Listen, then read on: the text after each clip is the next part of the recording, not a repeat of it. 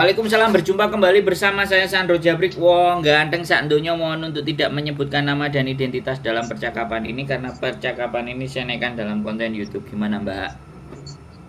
Iya, boleh. Gini loh, Mas, saya mau cerita.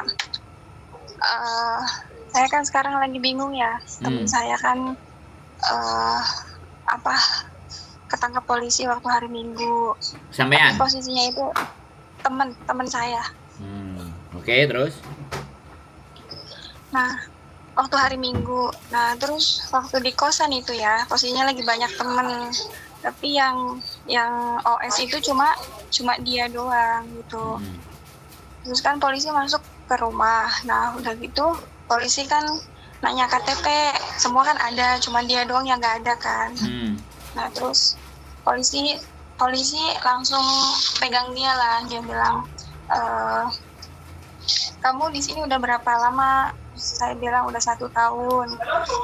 Terus kamu kesininya gimana gitu? Naik apa? Saya bilang naik pesawat. Terus ya udah, dia bilang ya udah kamu berarti di sini overstay. Jadi teman kamu saya bawa dulu ya, dia bilang gitu. Terus saya tanya untuk berapa hari? Dia bilang nggak lama, paling cuma beberapa hari, dia bilang gitu. Cuma ambil surat paper sama ke imigrasi lalu pulang lagi, polisinya bilang gitu. Saya kan merasa lega ya. Terus saya tanya ke polisinya, Pak boleh bawa HP nggak, saya bilang. Terus polisinya bilang nggak boleh.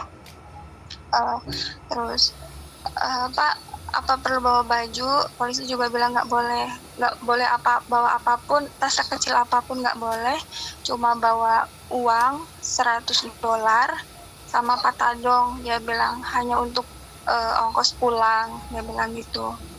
Nah terus sampai sekarang saya nggak ada kabar dari dia kan, dan dia juga belum keluar. Nah saya merasa dia teman saya ingin tahu kabar dia bagaimana kan ibaratnya, dan saya ingin bertanya kepada Mas gitu, gimana caranya mencari dia gitu, dia ditahan di mana dan bagaimana caranya gitu kalau mau besok dia gitu Mas. Oke. Sudah ya. Cukup? Sudah. Nah, temennya cowok apa cewek? Cowok. Mantap, istimewa. Oke Mbak, sampean pegang data-datanya dia nggak? Nggak ada Mas, tapi KTP dia foto KTP-nya ada di saya. Saya nggak punya data dia ya.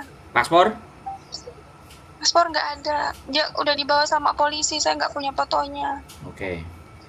Oke. Siapapun yang masuk dalam tahanan, siapa masuk berurusan polisi dan diamankan oleh polisi dan dimasukkan di dalam, notabene-nya kita belum tahu penjara atau kasus kriminal, termasuk kriminal itu karena kriminalnya apa, penyalahgunaan administratif izin tinggal. Persoalannya itu ya benar kan? Penyalahgunaan administratif izin tinggal. Semua data itu pasti masuk ke KJRI Mbak ya. Semua data yang masuk penjara, masuk atau berkasus itu ada di KJRI. Nah untuk bertanya bagaimana statusnya dia, posisinya dia kayak apa, dan bagaimana ABCDEFGHIJ ya kan. Yang pertama ada, sampean bisa menunjukkan dokumen yang bisa berhubungan antara sampean dan dia itu apa, atau sampean bertanya sama pihak keluarganya yang punya kakak, adiknya, kakaknya, ibunya, anaknya, ataupun apapun yang bisa menunjukkan hubungan itu, kemudian bertanya ke KJRI namanya ini, apakah ada terjerat kasus hukum di Hong Kong penyalahgunaan visa, karena kronologisnya yang terjadi begini dan begitu. Apakah saya bisa diinformasikan bagaimana keadaan dia sekarang, di posisinya ada di mana, penjaranya ada di mana? Nah, KJRI pasti minta Anda sebagai siapa. Di situ persoalannya. Iya Mas. Jadi kalau sampean ternyata tidak bisa dan tidak mampu menunjukkan ada hubungan dan semuanya, maka KJRI berhak untuk menolak memberikan informasi yang lebih lanjut atas teman sampean. Nah, ini saya jelaskan dulu seperti ini kepada sampean. Nah, kalau sampean mau, sekali lagi ya, namanya juga usaha, mau cari tahu kan kayak gitu, ya kan? Ya, bisa lewat keluarganya dia, orang tuanya dia. Kalau sampean nggak kenal sama dia sama sekali dan keluarganya nggak tahu alamatnya dan di mana nggak tahu, seperti apa nggak tahu, automatically ya, menurut saya agak buntu.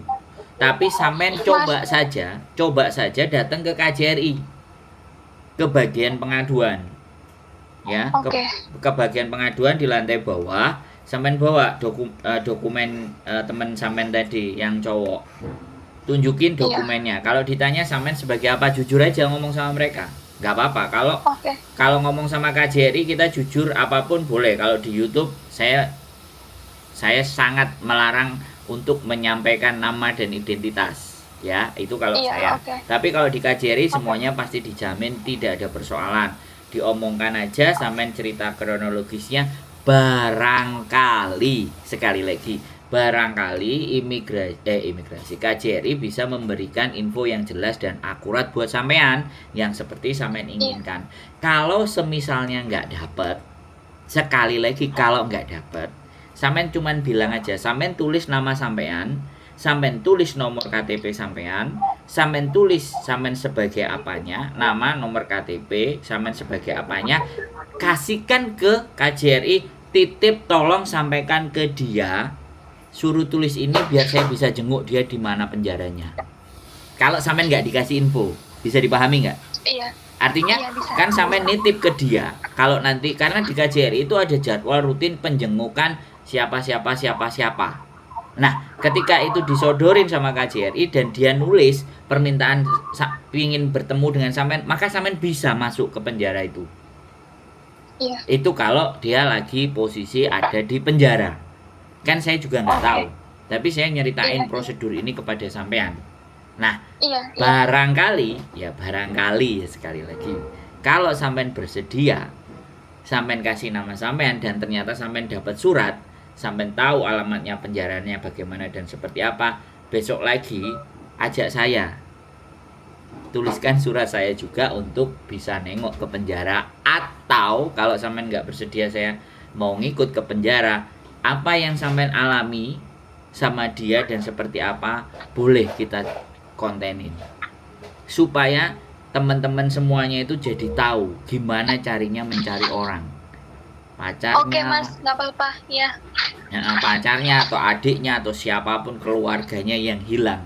Karena sebenarnya dari prosedur penjara, kalau dia sudah masuk ke dalam penjara, ibaratnya dia dikasih waktu, dia dikasih kertas untuk menulis surat dan mengabarkan ke pihak keluarga di Indonesia dia sedang ada di mana dan bagaimana. Tapi terkadang banyak anak-anak yang nggak mau menginformasikan ke keluarganya karena nggak kepingin keluarganya tahu. Bisa dipahami? Saya kira dia nggak bakalan. Makanya sampean tak kasih tahu. Ya, sebenarnya prosedur di penjara Hong Kong itu semuanya tertib, tapi kadang manusianya sendiri yang memang merasa tidak mau dihubungi dengan siapapun, bahkan mengabarkan ke keluarganya. Dia berpikir cuman supaya mereka baik-baik saja di Indonesia. Banyak saya nerima telepon dari Indonesia yang menanyakan pasangannya, keluarganya yang overstay di Hong Kong terus ketangkep, gimana nyarinya. Bisa dipahami dari apa yang saya jelaskan? Bisa, ada lagi bisa. Yang mau ditanyakan kira-kira? Nah, sekarang gini. Boleh. Saya kemarin berusaha mencari dia waktu hari Kamis, Mas. Saya mencoba ke polisi ya, ke polisi tempat dia ditangkap. Nah, di situ polisi tanya, memang kamu siapanya dia, kenapa mencari? Lalu saya jawab, saya teman dia. Nah, lalu polisi mengambil KTP saya, lalu dia suruh saya tulis nama teman saya. Suruh apa? Polisi bilang gini, suruh tulis nama teman saya itu loh. Nah, terus? Terus sama polisi dicek kan, terus kata polisi gini, teman kamu udah nggak ada di sini, dia bilang gitu. Terus saya tanya dia udah dibawa kemana, polisi bilang dibawa ke Tunmun katanya gitu. Nah udah gitu saya langsung ke sana, saya langsung bergegas ke Tunmun kan, ke imigrasi Tunmun. Nyampe imigrasi Tunmun saya langsung ngantri, saya bilang saya visit, saya mau jenguk orang. Nah, nyampe sana ada petugas lagi, terus dia tanya kamu mau apa, saya bilang saya mau cari orang, saya bilang gitu. Namanya siapa, dia bilang gitu. Terus namanya ini. Nah, KTP-mu katanya, saya kasih KTP saya, kamu posisinya siapa, saya bilang saya temennya. Lalu diketik sama petugasnya, dia bilang nggak ada di sini, kamu pergi. Cuma jawab kayak gitu. Aku langsung kayak sebenarnya ada di dalam nggak sih, terus saya coba tanya, dan kebetulan ada yang jenguk juga, kebetulan bareng sama orang yang jenguk juga Mas di situ. Nah dia itu bawa surat nomor, jadi tahu nomor Yes. Nomor iya, penjaranya, nomor penjaranya, iya, kamar penjaranya. Iya. Iya, ada surat dari dalam, makanya dia bisa masuk. Terus? Iya. Terus? Dan saya tidak bisa, dan saya tidak punya itu. Dan saya tanya sama orang itu, saya tanya, kamu bagaimana dapat nomor penjara temanmu ini? Terus dia bilang karena temannya itu bisa menghubungi dia karena bawa HP gitu. Temennya itu bawa HP, maksudnya sesekali memang diserahkan HP itu untuk menghubungi orang luar gitu. Tapi kalau temanku ini posisinya kan nggak bawa HP dan dia tidak ingat sama sekali nomor siapapun, nomor dia sendiri pun dia nggak ingat karena HP-nya ada di saya, Mas. Kayak saya bingung, saya harus bagaimana, saya udah ke polisi sudah. Apakah kalau saya nanya ke polisi minta nomor punggungnya itu apakah bakal dikasih gitu kalau saya kesana lagi? Oke, saya jelasin. Iya. Nggak bisa, polisi tidak akan bisa memberikan info apapun, apalagi Hongkong. Hongkong itu undang-undang privacy. Kalau sampean tidak dapat surat, maka sampean nggak bisa masuk. Lah untuk dapat surat tadi, makanya sampean tak suruh ke KJRI. Kuncinya itu di KJRI. Kalau dia sudah masuk penjara, itu di KJRI pasti ada datanya, Mbak E. Oke, Mas. Bisa dipahami? Makanya kalau sampean ditanya Anda sebagai siapa dan ABCD bla bla bla bla, udah ceritakan aja dari awal. Kalau KJRI cerita sampean hubungannya, sampean punya pacarnya, kemudian saya suruh datang ke sini untuk saya agar bisa deket. Sampean ceritakan sama dia totally semuanya. Nah, terserah mereka mau kasih, sodorin nama sampean, kasih nomor telepon sampean, kasih KTP sampean, kasih ke KJRI, titip Pak, tolong kasihkan ke dia. Nah, nanti kita tinggal nunggu aja. Nanti suatu ketika, ya kan, begitu surat itu sama KJRI jenguk terus dikasihkan, pasti ada daftar namanya. Cuman kan dia KJRI nggak bisa sembarang ngasih ke siapapun. Bisa dipahami nggak maksud saya?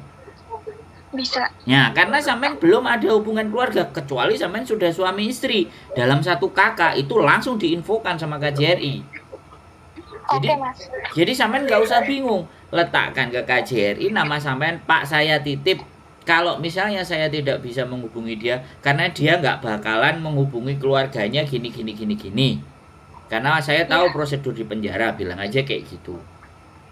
Iya. Ya, saya kalau sampean kamu kok bisa gini, bilang aja. YouTuber yang kasih tahu gitu aja. Saya nanya kemana? Aku nanya ke YouTuber aja. Nah, sodorin tuh.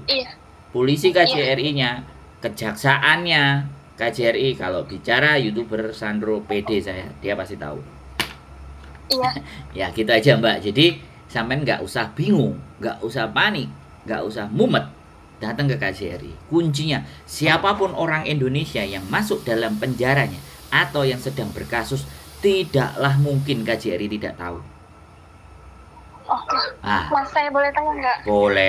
Boleh tanya aja. Sampai mentok sampean tanyanya tak jawab. Masya Allah, alhamdulillah. Saya punya pencerahan, tadinya saya udah mumet. Hari Selasa saya mau ke kantor polisi lagi tadinya. Jangan mumet, wis biasa kayak gitu. Oke, nonton konten saya sampean gak mumet, pasti pasti iya. Dan saya lihat ada nomornya langsung saya catat, makanya saya kemarin langsung telepon sampean, Mas. Iya, tenang aja, wes, apalagi. Ayo, tak Itu tunggu. tempat KJRI-nya di mana, Mas? Ya kos WB no, sampean no di Hong Kong masa KJRI nggak tahu. MTR kos WB exit E keluar, belakangnya, belakangnya Hotel Regal. Tanya KJRI Mbak sebelah mana, pasti kalau banyak ada Indonesia tanya. Pokoknya kos WB MTR exit E. Terus sampean jalan mau lewat ada McD, ada jembatan Bundar. Ya kalau sampean mau tahu Victoria Park atau kalau ke Victoria belok kiri itu nyebrang. Terus tanya KJRI di mana. KJRI itu kalau nggak salah jalannya apa ya? KJRI Hong Kong ada lah. Kalau sampean nggak mau datang telepon. Tapi hotline itu susah diangkat. Mending langsung telepon, datang ke satpam bahasa Inggris, satpamnya akan kelihatannya orang Nepal, bahasa Inggris, mau bagian pengaduan. Bagian pengaduan. Iya, kan sampean mau mengadu. Saya mencari pacar saya yang tercinta dan tersayang. Apa adik apa masih aku gak ngerti. Aku ngerti, tapi nggak usah diungkapkan di sini. Aku paham. Sudah sangat bisa membaca apa yang sampean pikirkan, tapi nggak perlu diungkap di sini semuanya. It's okay. Datang aja ke sana, tanyakan. Kalau mereka tidak mau dan tidak mau memberikan informasi, tulis nama sampean, KTP sampean, tolong sampaikan ke dia, Pak. Ini nomor telepon saya. Biar saya bisa jenguk mereka, saya bisa jenguk ini orang. Ada something spesial, gak apa-apa. Sampean ngomong jujur kalau sama orang KJRI kan nggak merentep. Kalau ke YouTuber kan, wow, yang komen nanti banyak. Kalau di sana kan nggak komen. Tenang aja. Aku ngerti kok. Gak apa-apa, aku bisa memahami. Jadi kayak gitu ya. Sekarang apalagi yang mau sampean tanyakan? Tak jawab, Mbak. Kasih pertanyaan saya yang sulit. Asalkan jangan pinjam duit. Nek pinjam duit aku nggak bisa. Astagfirullah. Malah kalau punya rezeki, kalau bener suamiku bisa ketemu gitu. Ketemu. Saya jamin ketemu. Ya. Amin. Ketemu. Tapi kalau sampean punya buku nikahnya, sampean punya surat nikahnya, sekali lagi saya sampaikan, ketika sampean bisa menunjukkan relationship-nya sampean dengan dia, dokumennya itu apa, KJRI pasti kasih info. Walaupun foto bisa ya, Mas? Intinya ya, kalau foto pernikahan ada ya tunjukin aja. Pokoknya apapun yang sampean punya, data, informasi, sampai keceplosan. Aku ngerti aja diceplosno wis dikandani kok. Wis jangan diomongin, aku wis paham. Jadi dokumen apapun semuanya tunjukkan ke beliau, sampaikan niat hati tulus sampean, nek sesama Indonesianya dia pasti mengerti dan butuh. Pasti oke, ada di sini. Nanti coba kami sampaikan. Nanti tulis surat. Jadi kalau dia langsung ngasih, ada di sini kamarnya ini, sampean bisa tulis surat ke penjaranya. Nah suratnya nanti dikasih sama anaknya, sama itu pasangannya sampean, temennya sampean, apa lah itulah, dikasih ke dia. Dianya terus nulis iya bener. Besoknya, lusanya atau minggu depan ada jadwal kunjungan, sampean pasti bisa bertemu dengan dia. Pasti kalau itu nanti dia balas suratnya langsung ke rumah siapa itu nanti? Kayak kalau ya kan sampean tinggal kasih alamat rumah saya, majikan. Iya. Ya jelas dong. Lah kan sampean sampean mau jenguk, dan imigrasi pun juga imigrasi dan penjara pun dia tahu kalau sampean misalnya domestic helper di Hong Kong. Ya kan ke majikan masuknya. Nah, nanti majikan kan baca, iya. Nah, nanti hati-hati juga ketahuan sama majikan. Ya, mudah-mudahan. Majikanku tahu. Nah, ya sudah, nek majikan tahu kan lebih bagus lagi. Iya, malah suruh saya suruh nyari katanya. Nah, berarti sampean ketemu majikan baik. Iya, sampean sih nggak baik, nyuruh datang. Ya kan? Nyuruh datang. Data nggak komplit, kemampuan piye. Ya akhirnya overstay dan kayak ini terus piye, sopo sing nanggung Mbak sing susah ya. Wis apalagi yang mau ditanyakan? Wis apa yang mau ditanyakan? Tak jawab. Udah. Kasih pertanyaan yang sulit. Udah. Nanti saya coba ke KJRI. Ya. Bagian pengaduan ya, Mas. Tenang aja, ketemu. Nek wis ketemu jangan lupa saya ya di Jengkopi ya. Oh, oke. Siap, Mas. Ya, sehat selalu Mbak E. Ya, Iya, tetap semangat. Iya. Nggak usah susah. iya, Mas. Nah, susah telepon Sandro aja. Oke? Oke. Oke. Makasih ya. Yo, bye-bye. Assalamualaikum. Bye. Waalaikumsalam. Oke teman-teman, ya bagaimanapun dan apapun itu kehidupan seseorang, ya saya nggak mau mengkorek terlalu dalam, tapi saya fokus kepada persoalan dan masalahnya. Karena urusan pribadi itu bukan jadi bagian saya, tapi fokus saja dengan apa yang menjadi persoalan kalian. Ceritakan masalahnya di mana, ya. Kalau ada yang berhubungan dengan pribadi dan nama serta identitas, sebaiknya tidak disebutkan. Karena saya tidak mau menimbulkan sesuatu yang disebut fitnah, ya, berat. Hidup itu kalau udah kenanya fitnah berat, bahaya fitnah. Keep stay tune my YouTube channel and see you next video. Bye bye.